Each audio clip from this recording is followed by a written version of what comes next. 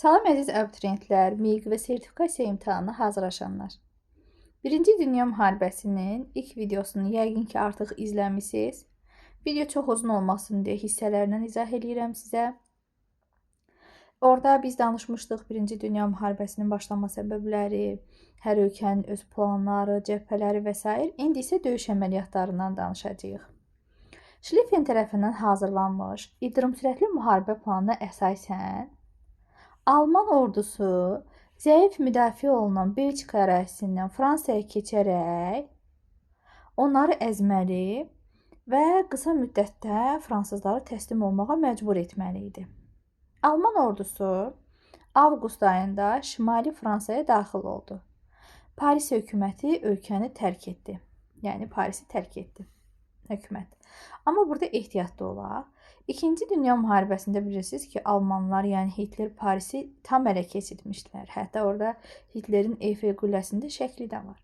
Burada mən demirəm Almanlar Parisi tutdular, Fransa təslim oldu tam və s. Mən sadəcə deyirəm ki, Fransanın öz hökuməti Parisi tərk etməyə məcbur oldu. 1914-cü ilin sentyabr ayında Marna çayı sahilində döyüşdə fransızlara ingilislər kömək etdi. İngilis-fransız qoşunları Almanların hücumunu geri oturtdu və beləliklə Almaniyanın hazırladığı o ildırım sürətli müharibə planı puça çıxdı. Almaniya buna Fransanı məğlub edib dərhal Rusiyaya qoşun yeritməli idi. Amma Almaniya neynədi? Almaniya həm qərb cəbhəsində qoşun saxlamalı oldu, həm də şərq cəbhəsində döyüşürdü. Yəni Marna döyüşündən sonra Almaniya iki cəbhə arasına düşdü. Demək, indi keçək Almaniyanın şərq cəbhəsindəki məsələlərinə. 1914-cü ilin avqustunda Tannenberg ya da Mazur döyüşündə Rus qoşunu məğlub oldu. Baxın, Almanlar Rusları məğlub etməyi bacardılar. Amma nə olsun, Almaniya iki cəbhədə vuruşur artıq. 1915-ci ildə Almaniya və dostlarının bir məqsədi var idi ki, dərhal Rusiyanı müharibədən çıxarsınlar. Çünki onlar, belə deyək də, Rusiyanı məğlub edib İngilis və fransızlarla toqquşmaq istəyirdilər. Almaniya və Avstriya-Macaristan, yəni dostlar, Qarlist ərazisində cəbhəni yardılar. Almanların bu hücumu Ruslar üçün fəlakət oldu. Rus ordusu məğlub oldu və geri çəkildi. Amma nə qədər məğlub olsa da, Rusiya 1915-ci ildə müharibədən çıxmadı. Bu da testin bir cümləsidir. Almaniya və onun müttəfiqlərinin 1915-də məqsədi nə idi?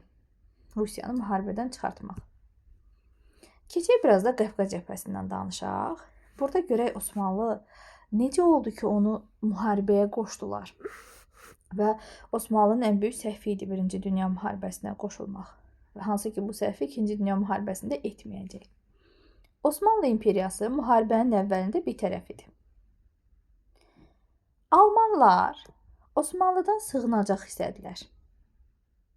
Lakin Ruslar həmən gəmilərdən, yəni Osmanlıda sığınacaq alan Alman gəmilərindən Rus gəmilərinə atəş açılmasını bəhanə edərək 1914-ün oktyabrında Osmanlıya müharibə elan etdi. Sonra isə Rusiyanın dostları Fransa və İngiltərə Osmanlıya müharibə elan etdi. Hətta Qafqaz cəbhəsinin ən dəhşətli döyüşlərindən biri olan Sarıqamış əməliyyatı baş verdi. Harda? Qafqaz cəbhəsində. Bu döyüşün necə yadda saxlayın? Soyuq aylarda olub. 1914-ün dekabrı, 1915-in yanvarında olub. Nəyə görə Osmanlının fəlakəti idi? Bilirsiniz ki, Birinci Dünya Müharibəsində Almanların əsas məqsədlərindən biri də Qafqaz idi. Hərbi əməliyyatlar birbaşa Azərbaycan torpaqlarında aparılmayıb. Nə bir, nə İkinci Dünya Müharibəsində. Amma yenə də Azərbaycan, onun neftinə sahib olmaq böyük dövlətlərin marağında idi. Osmanlı dövləti Rusiya imperiyasının hərbi təcavüzünü dəf etmək məqsədi ilə əməliyyat keçirdir, Sarıqamış əməliyyatı. Amma hətta bu əməliyyatı keçirdən general biraz ziddiyyətli qəhrəmandır. Çox vaxt türklər onu sevmirlər ki, o bilə-bilə ki, o əsgərlər soyuqdan donaraq öləcəkdi, yenə də bu əmri verib. Alı Həkbər dağlarında şaxtalı hava şəraitində Osmanlı ordusunun 90 mindən çox hərbiçisi döyüşmədən şaxtadan donaraq ölüb. Türk xalqı üçün bu böyük sarsıdıcı bir zərbə idi. Elə Osmanlının 1-ci Dünya müharibəsindən məğlub çıxmağına səbəb də demək olar ki, bu döyüş idi. 90 min əskərin donaraq ölməsi idi. Sonra testlərdə biz nə edirik? 1915-in əməliyyatlarını taparkən. Almaniya bu müharibədə ilk dəfə İngiltərəyə qarşı sualtı qayıqlardan istifadə edib. Almaniya bu müharibədə ilk dəfə Belçikada zəhərli xlor istifadə edib. Və 1915-ci ildə Antanta dövlətləri İtaliyaya bəzi ərazilər vəd edərək onu öz tərəflərinə çəkiblər. 1915-ci ilin yazında artıq İtaliya Almaniya tərəfdən Antanta tərəfinə keçir. Elə həmin ilin payızında da digər blok Bolqarıstanı öz tərəfinə çəkir və Dördlər İttifaqı yaradır. Yəni 1915-də olan hadisələr kimi yadda saxlayın. İlk sualtı qayıq, zəhərli xlor, İtaliyanın Antantanın tərəfinə keçməsi, Bolqarıstanın da Almaniya tərəfə keçib Dördlər İttifaqını yaratması, hamısı 1915-də olub.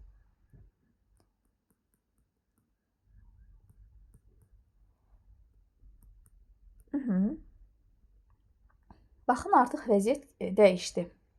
İtaliya buradan çıxdı, Antanta tərəfə keçdi. Bura Bolqarıstan əlavə olundu, Dördlər İttifaqı yarandı. Demək, Antanta dövlətləri, yəni İngiltərə, Fransa, Rusiya Çanaqqala boğazını, sonra isə İstanbulu ələ keçirmək istəyirdi. 1915-1916-cı il hərbi əməliyyatlarında, Çanaqqala döyüşündə texnika cəhətdən, donanma cəhətdən Antanta ölkələri nə qədər üstün olsa da, Türk xalqının əzmi sayəsində onlar məğlub oldular. Hətta bu qələbənin qazanmasında Azərbaycanlılar da iştirak edib. Bu əməliyyatdan qabaq Britaniyanın hərbi naziri qeyd eləyirdi ki, əgər biz Çanaqqalada udsaq, nəinki bir döyüşü, bütün müharibəni udmağa bərabər olacaq. Baxın, deyir ki, İstanbulu ələ keçirmək bizim üçün bir döyüş deyil, böyük bir müharibədir. Baxaq, demək, Osmanlı testlər üçün deyirəm, 1914-1915 Sarıqamış əməliyyatında məğlub oldu, amma Çanaqqala döyüşlərində isə qalib gəldi. Çanaqqala döyüşündən sonra Antanta İstanbulu və boğazları ələ keçirdə bilmədi. Amma baxın, 1-ci Dünya müharibəsindən əvvəl Osmanlının xəritəsinə. Amma Dünya müharibəsində Osmanlı məğlub olacaq deyə bu ərazilər hamısı ondan ayrılacaq. İndiki həmən o düzbucaqlı ərazi qalacaq. Burada yenə də Çanaqqala əməliyyatından danışırlar, mənbələr var. Hətta baxın, Churchillin fikrincə Çanaqqala əməliyyatı ilə dünya tarixi dəyişəcək, Osmanlı imperiyası ikiyə bölünəcək, paytaxt iflic olacaqdır. Keçək Osmanlının Qafqaz cəbhəsindəki əməliyyatlarına. Ruslar təəssüf ki, burada Ərzurum və Trabzonu işğal etmişdilər. Antanta tərəfindən müharibəyə qoşulan Rumun ordusu Avstriya, Macaristan, Bolqar qoşunları tərəfindən məğlubiyyətə uğradıldı. Burada biz nəyi bilməliyik bu cümlədən? Bilin ki, Rumıniya kimlərin tərəfindən müharibəyə qoşulur? Antanta tərəfindən. İkili siyasətdən danışaq. Bilirsiniz ki, İngiltərə Osmanlının tərkibində yaşayan ərəblərə və yəhudilərə ayrı-ayrı vədlər verirdi. Hər ikisinə deyirdi ki, siz Osmanlıya qarşı üsyan eləyin, biz sizə dövlət yaratmağa kömək eləyəcəyik. Ona görə biz buna deyirik ki, ikili siyasət. Və bunu da unutmayın ki, 1916-cı ildə Çanaqqala əməliyyatları zamanı Türk xalqına qələbəsində hansı şəxsiyyətin böyük rol oynayıb? Mustafa Kemal. Baxaq uşaqlar, Kütül Amare döyüşü görürsüz ərəb adına oxşuyur. 1915 Bağdad, 1916 Kütül Əmarə döyüşü. Hər ikisində Osmanlılar ingilislərlə toqquşub. Hər ikisində də Osmanlılar İngilis ordusunu məğlub edə bilib. Fərqi odur ki, biri 1915, biri isə 1916-ya aiddir. Bu da ikili siyasətlə bağlı sənədlərdir. Aha, bilirsiniz ki, 1-ci Dünya müharibəsində Osmanlının tərkibində yaşayan, amma onlara satqınlıq eləyən, hərbi sirləri digər ölkələrə satan, eyni zamanda Osmanlıların müharibədə böyük, necə deyim, vəziyyətlərinin ağır olmağından istifadə edən ermənilər qiyamlar təşkil edirdilər. Bu qiyamlar zamanı yerli əhalini, dinc əhalini öldürürdülər, terror həyata keçirirdilər. Elə həmən dünya müharibəsi müddətində Osmanlılar erməniləri deportasiya elədilər. Ermənilər deportasiya olunarkən yolda bir hissəsi ölmüşdü, bir hissəsini kürdlər öldürmüşdü. Amma onlar indi də bütün dünyaya təbliğat aparırlar ki, türklər, yəni Osmanlılar erməniləri qırıb və bunu soyqırım günü kimi qəbul etdirmək istəyirlər. Bəs ermənilərin Azərbaycan xalqına qarşı hansı qırğınları, soyqırımları olub? Biri Mars soyqırımıdır, biri də 1905-1906-cı ildəki qırğınlar. Bir də sizə imtahana düşsə ki, ermənilərin həyata keçirdiyi, rusların həyata keçirdiyi Mars soyqırımı dünya müharibəsi müddətində baş verib, bəli, bunu götürürsünüz. Keçək biraz qərb cəbhəsindən də danışaq. Rusiyanı zəiflədən Almaniya bütün diqqətini Fransaya yönəltmişdi. 1916-cı ildə Alman qoşunları Verden yaxınlığında hücuma keçdi. Bu vuruşma tarixə Verden qəssabxanası adı ilə daxil olub. Ən çox da testlərdə deyir ki, 1916-cı ildə qərb cəbhəsində baş verən hansı döyüş idi? Məsələn, Verden döyüşü. Verden döyüşü 6 aya yaxın davam eləyib. Almanlar çox böyük qüvvə sərf etsələr də çox, belə deyək, cüzi ərazi əldə eləyə biliblər. Elə 1916-cı ilin yayında Somna çayı sahilində Almanlar növbəti dəfə hücuma keçirlər. Hətta bu döyüşdə ilk dəfə İngilis və fransızlar tanklardan istifadə edirdilər. Ən çox testə düşənlərdən biri. Burada da heç bir tərəf ciddi bir müvəffəqiyyət qazana bilmir. Daha sonra İngilis və Alman.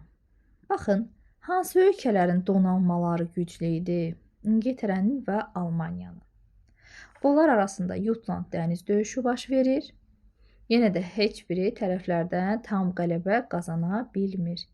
Yəni, Verden döyüşünü, Somna döyüşünü, Jutland dəniz döyüşünü biz neçənci ilin əməliyyatlarına aid eləyəcəyik? 1916. Ya da hansı cəbhənin əməliyyatlarını əlavə eləyəcəyik? 1916. 1916-da həm də baxın, bayaqki iki məlumatı burada da qeyd eləmişəm. Qafqaz cəbhəsində ruslar Osmanlının Ərzurum və Trabzonu işğal eləyirlər. Bir də Antanta tərəfindən Rumıniya məhz 1916-da müharibəyə qoşulur. Burada da bir daha qeyd eləmişəm. 1917-ci ildə artıq müharibəyə qoşulan ölkələrin əhalisi etiraz eləyir. Xüsusilə də bu Rusiyada özünü daha qabarıq göstərir. Müharibə davam edə. Rusiyada 1917-ci ilin fevralında inqilab baş verir. Monarxiya devrilir. Ölkədə müvəqqəti hökumət yaranır. Yenə də eyni ilin başqa ayında, oktyabrında, bolşeviklər hakimiyyətə gəlir. Və Rusiya məğlub kimi müharibədən çıxarkən 1918-ci ilin 3 martında artıq bolşeviklər hakimiyyətdə idi. Demək, sizə sual kimi düşsə ki, hansı ölkədə 1917-də müharibə davam edərkən iki böyük inqilab olur? Rusiyada. Bir də ən çox testlərə düşür Azərbaycan tarixi ilə bağlı ki, dünya müharibəsi dövrünə aiddir. Azərbaycanda nə baş verib? Mars soyqırımı, bir də hətta AXC-nin yaranması da. Niyə?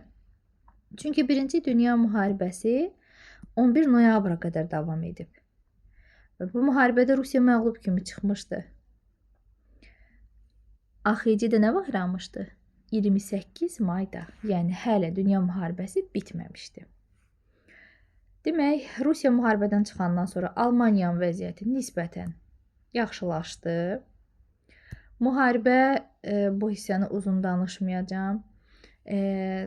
Ən çox kimlərə təsir eləyirdi? Fəhlələrə, kəndlilərə, baxın, fabriklərdə, zavodlarda artıq uşaqların, qadınların əməyindən istifadə eləyirdilər. Yəni 1916-cı ildən artıq sülh çağırışları artmışdı ölkələrdən. Aha, görək Amerika necə və niyə müharibəyə qoşulur? Amerika 1917-ci ildə aprel ayında qoşulur müharibəyə.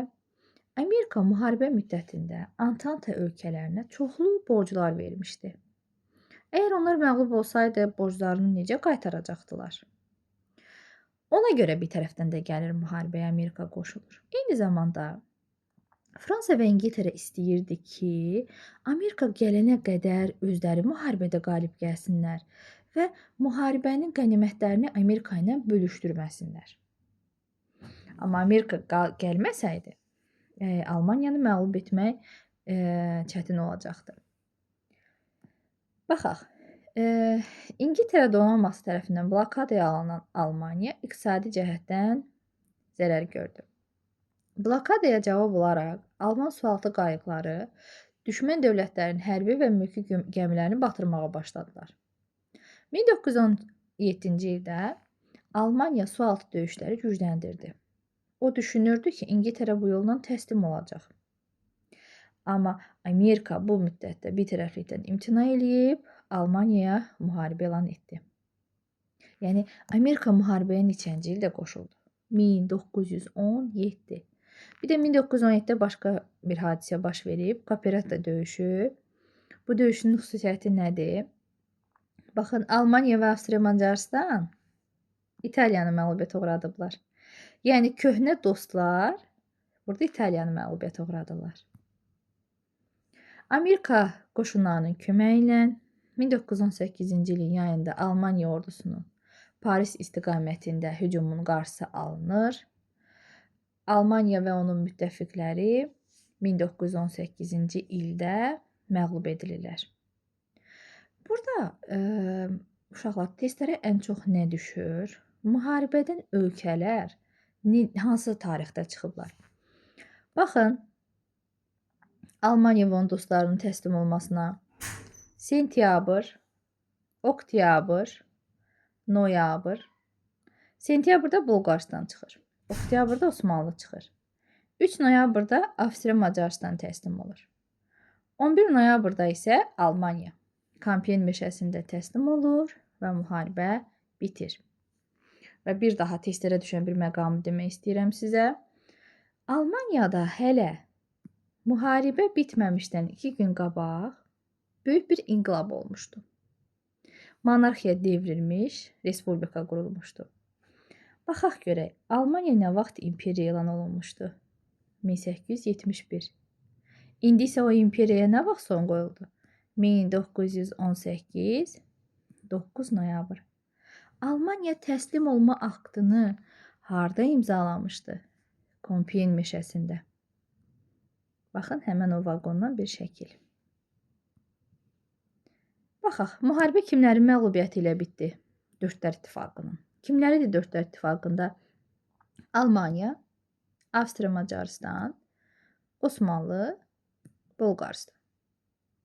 Antanta qələbə qazandı. Amma Antantada kimlər var idi? Əsas Rusiya bilirsiniz ki, artıq çıxmışdı Brest-Litovsk müqaviləsi ilə. Əsas burada kimlər idi? İngiltərə, Fransa, bir də İtaliya. Çünki o yerini dəyişmişdi. Bu bir bloka keçmişdi. Müharibə bitəndən sonra Almaniya, Avstriya-Macaristan, Osmanlı, Rusiya dağıldı, parçalandı. Onların yerində yeni dövlətlər yarandı. Müharibədə ən çox qazanan maddi cəhətdən Amerika oldu. İngiltərə, Fransa, Rusiya və İtaliyaya borc verən dünya xəzinədarına çevrildi. Burada ən çox qazanan ikinci ölkə isə Yaponiya olmuşdu. Axı birinci qeyd elədim sizə, o düşünürdü ki, Almaniyaya qarşı müharibə elan edib, kakras orada Asiyada müstəmləkələrini ələ keçirdilər. Çində nüfuzu artdı Yaponiyanın və Birinci Dünya müharibəsi dünya müstəmləkə sisteminin böhranının başlanğıcı oldu. Nə vaxt yaranmışdı müstəmləkə işğallar? Böyük coğrafi kəşflərdən sonra. Dağılmasının başlanğıcı nə vaxt oldu? Birinci Dünya müharibəsindən sonra. Amma dağılması nə vaxt olacaq? İkinci Dünya müharibəsindən sonra. Ümid eləyirəm ki, müharibəni tam anlayıb dərk eləyə bildiniz.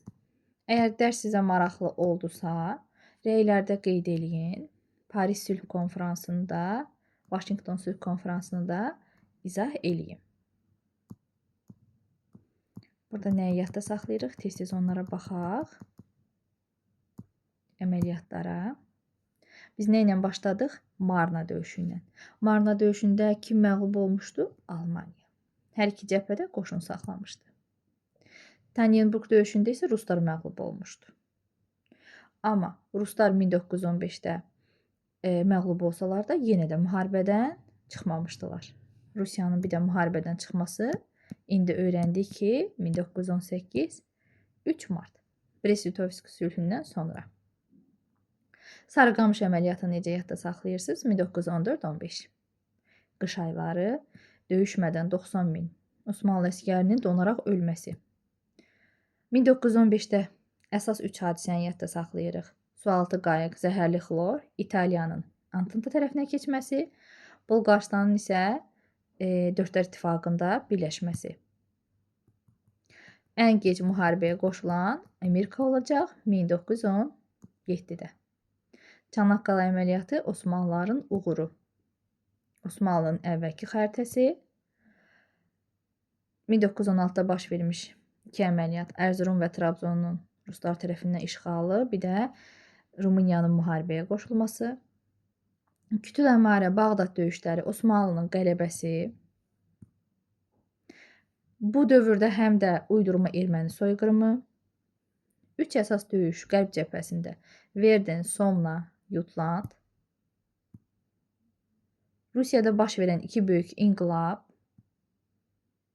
sülh çağırışları, Amerikanın müharibəyə qoşulması, ABŞ-ın köməyi ilə Alman ordusunun məğlub edilməsi, Dördlər İttifaqının bir-bir təslim olması. Sentyabr, oktyabr, 3 noyabr, 11 noyabr.